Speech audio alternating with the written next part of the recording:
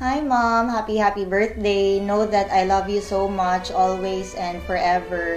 I'm so thankful to have you as my mother and I wouldn't be who I am today if not for you.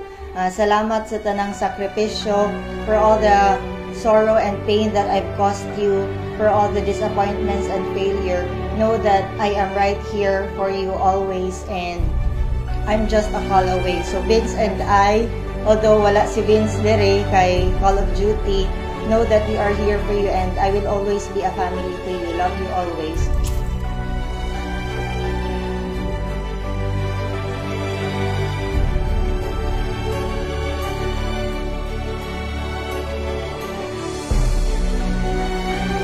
Hi Mamila, happy birthday. Thank you for everything. May God bless you and enjoy your day. I love you so much.